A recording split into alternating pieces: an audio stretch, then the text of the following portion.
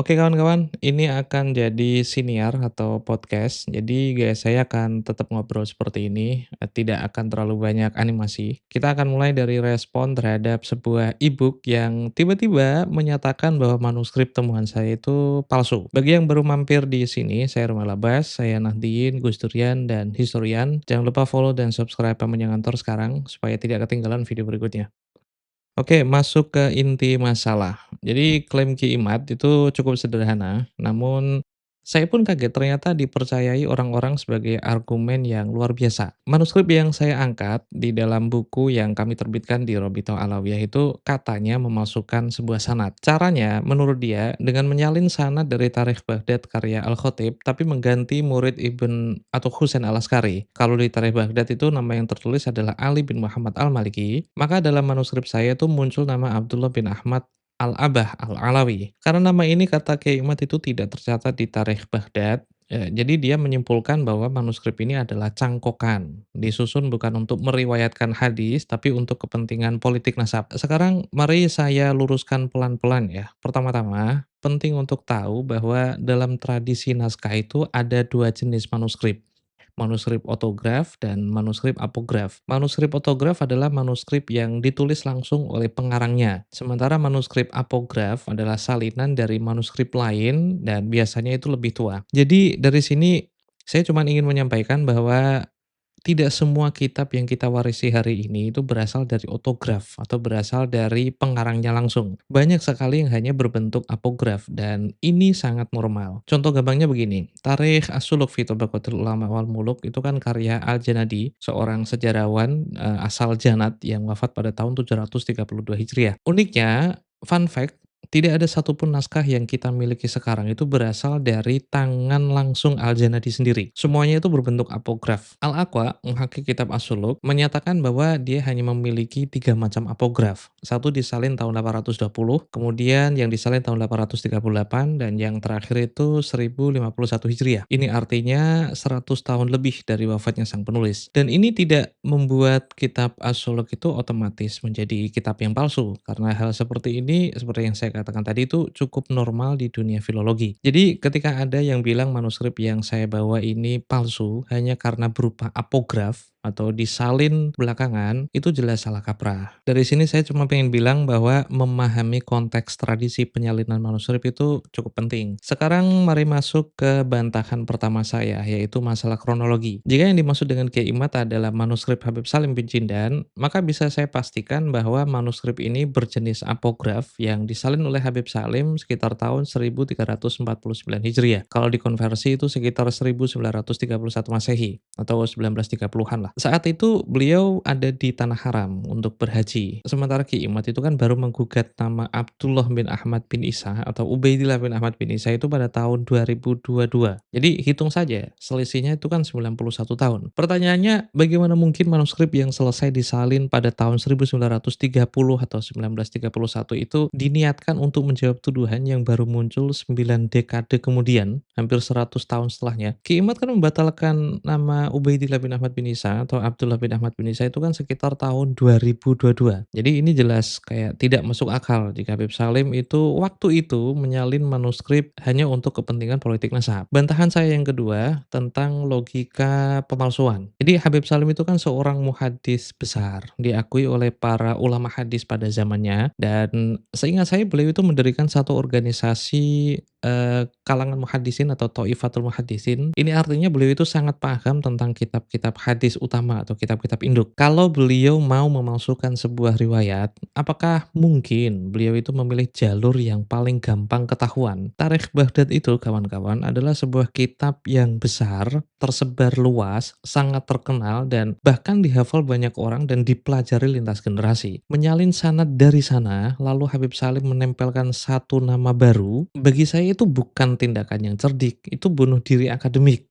Ibarat menaruh papan iklan yang bertuliskan ini palsu di tengah pasar yang sangat ramai. Dan Habib Salim itu tidak terlalu bodoh untuk melakukan itu. Beda dengan Kiai Imad yang menuduh Yusuf Jamalulail membuat-buat manuskrip Abnaul Imam, mengatakan Mufti Yaman membatalkan Bani Alawi, dan memfitnah Habib Zain bin Ibrahim bin Smith mengutip Ibn Hajar tanpa ada dasarnya. Inilah tiga tindakan yang bodoh yang tidak tahu bahwa di zaman sekarang itu hoax itu sangat mudah untuk dibongkar. Nah, lebih jauh lagi, pemalsuan sanad dalam sejarah itu kan biasanya melibatkan penciptaan matan baru atau penggandaan jalur sanad. Jadi bukan sekadar menempelkan satu nama ke jalur yang ya, ternyata sudah mempan. Yang ingin saya sampaikan adalah sebuah logika yang cukup sederhana. Apa untungnya bagi Habib Salim menempelkan satu nama pada riwayat yang sudah masyhur? Karena hadis yang ada di manuskrip saya itu kan memang hadis yang sangat populer dan ada di Sunan Tirmizi, ada di Musnad Ahmad, dan ada di As-Sunan Al-Kubra Lin-Nasai. Jika benar Habib Salim bin Jindan itu mau memalsukan sanad dari sebuah hadis yang populer seperti ini, maka tidak menambah legitimasi apapun. Jadi hanya membuka ruang tuduhan rekayasa dan motif seperti ini bagi saya cukup lemah dilakukan oleh Habib Salim. Loh, bisa jadi kan Habib Salim itu memang mau melakukan itu. Jadi manuskripnya itu tidak pernah dipublikasikan, makanya masih berbentuk manuskrip. Nah, kita beranjak ke bantahan saya yang ketiga, yaitu bukti perbandingan manuskrip. Selain manuskrip Habib Salim bin Jindan yang disalin pada tahun 1931, ternyata ada juga manuskrip lain yang disalin pada tahun 1950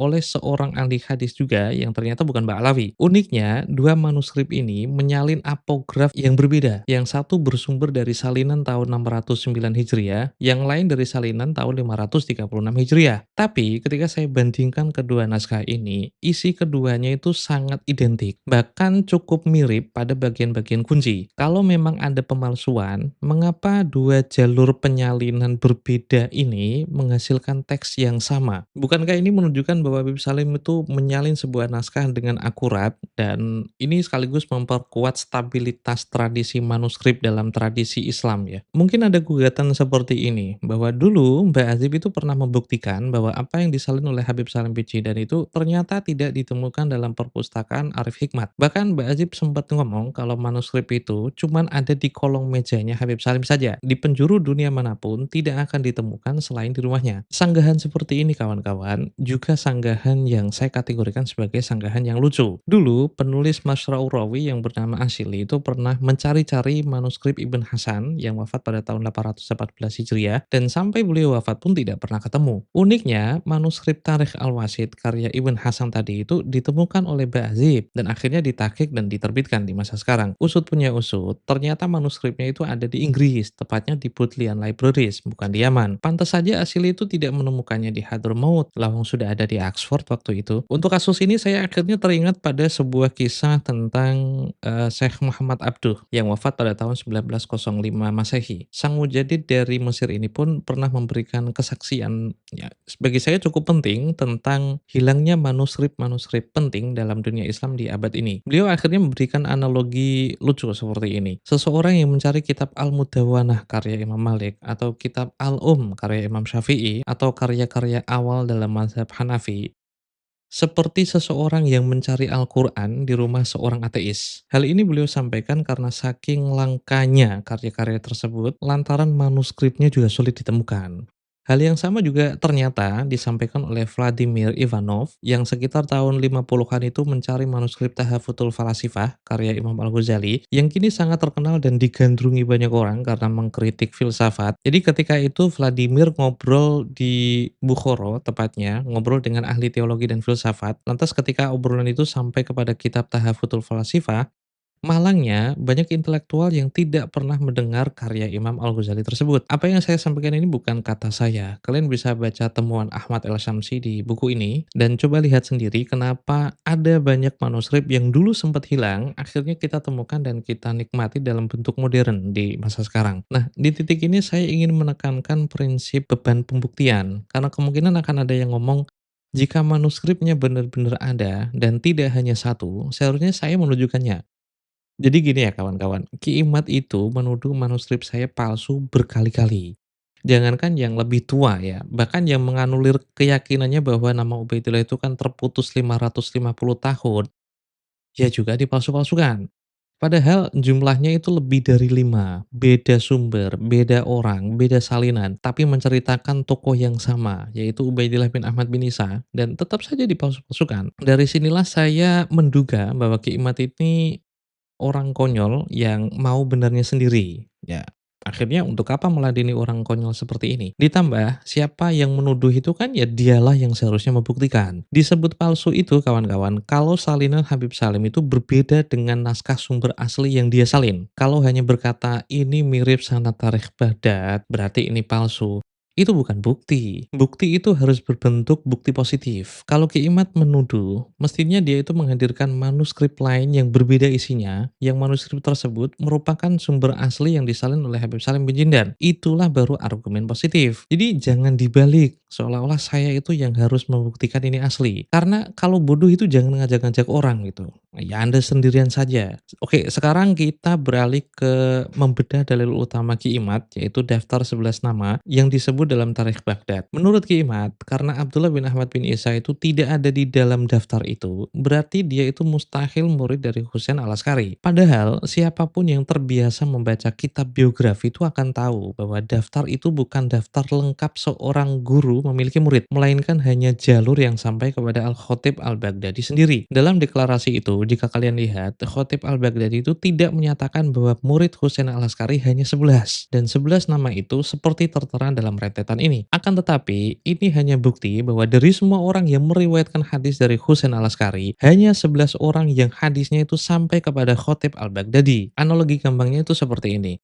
Bayangkan Anda adalah seorang dokter yang menulis laporan bahwa pasien yang saya tangani pada hari Senin adalah Zaid, Umar, dan Fulan. Ini tidak berarti hanya 3 orang itu saja yang sakit di kota Anda. Laporan ini hanya berarti 3 orang itu saja yang kebetulan datang ke klinik Anda di hari Senin dan ketiga-tiganya Anda tangani. Begitu pula dengan Al-Khatib Al-Baghdadi. Coba baca baik-baik ucapan Al-Khatib tadi ya. Aku mendapatkan hadis Husain al-Askari melalui Abul Qasim al-Azhari, Abu Muhammad al-Jauhari, Al-Hasan bin Muhammad al-Khalal, ila akhiril kalam. Ini semua bukan berarti yang meriwayatkan hadis dari Ibn al-Askari hanya 11 orang itu saja. Akan tetapi, dari 11 orang itulah Khatib al-Baghdadi mendapatkan riwayat dari Husain al-Askari. Buktinya, dalam kitab yang sama, pada halaman lain, Al-Khatib mencatat riwayat dari orang lain, yaitu Ali bin Ali al-Basri, Busra bin Abdullah ar-Rumi, dan Abu Ishaq al-Iskafi, dan ketiga nama ini tidak ada di dalam daftar 11 yang tadi, tapi jelas disebut Khatib al-Baghdadi bahwa mereka mendapatkan hadis secara langsung dari Husain al-Askari. Jadi kalau pakai logika Ki Imad, 3 nama ini seharusnya ya dicoret sebagai daftar muridnya Husain al-Askari. Padahal kenyataannya mereka memang dapat hadis dari Husain al-Askari. Ini menunjukkan bahwa dalil 11 nama yang dilemparkan oleh Kiai Imad itu tidak absolut dan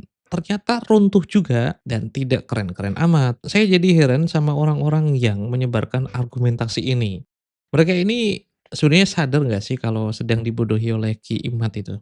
Mereka ini sadar nggak sih? Tambah satu lagi, dan ini lebih jauh lagi, mari lihat Tarikh Dimaski karya Ibn Asakir. Di sana itu disebutkan bahwa Hasan bin Ali meriwayatkan hadis langsung dari Husain al-Askari. Redaksinya jelas amba'ana. Ini bukan sekadar kabar jauh, tapi penerimaan langsung. Tapi nama ini ternyata tidak ada dalam Tarikh Baghdad. Apakah itu berarti Ibn Asakir salah? Ya tentu saja tidak. Justru ini menunjukkan bahwa Ibn al-Askari itu meriwayatkan hadis lebih dari sekadar daftar 11 nama tadi. Dan menariknya, Ibn Asakir itu kan wafat pada tahun 571 Hijriah, hampir 2 abad setelah Ibn al-Askari.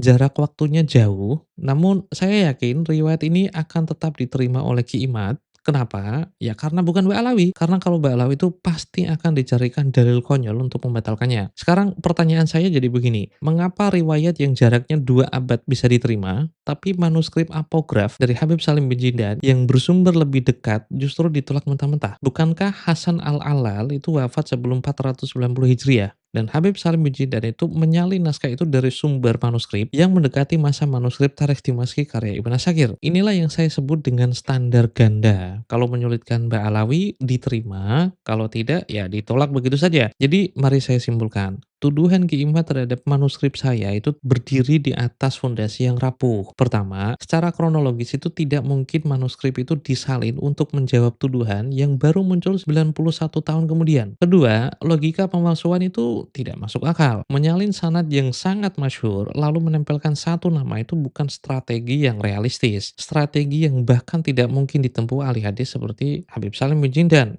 Tapi kalau Ki Imad mungkin itu terjadi. Ketiga, bukti perbandingan manuskrip itu menunjukkan konsistensi isi, stabilitas manuskripnya, dan bukan ada rekayasa. Keempat, dalil Husain Al-Askari hanya memiliki 11 murid hanyalah tafsir terhadap teks Tarikh Baghdad yang cukup konyol. Dan terakhir, ada standar ganda dalam menerima atau menolak nama murid Husain Al-Askari.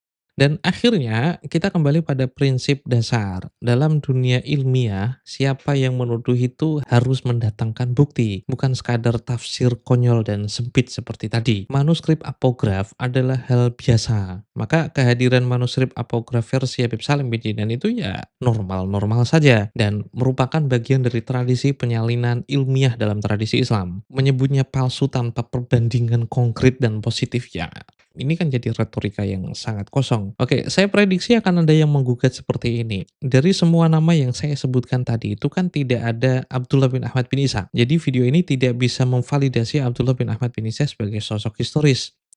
Itu sih perkara lain, karena titik tengkar atau mahal nizaknya adalah Ki Imad menuduh manuskrip saya palsu, namun argumentasinya rapuh. Malangnya, banyak orang bodoh yang mengira argumentasi Ki Imad itu luar biasa. Jadi kawan-kawan, jangan mudah percaya pada klaim yang terdengar meyakinkan, tapi tidak didukung bukti, seperti Ki Imad. Ki Imad itu saya yakin tidak akan pernah berani berdebat secara langsung kok. Karena dia sendiri itu saya yakin sadar bahwa argumentasinya itu nggak kokoh-kokoh amat. Makanya dia itu selalu beroperasi di media sosial, beraninya muncul di balik tulisan, dan hanya mau berdialog dengan orang-orang yang mempercayainya saja. Ya seperti orang inilah.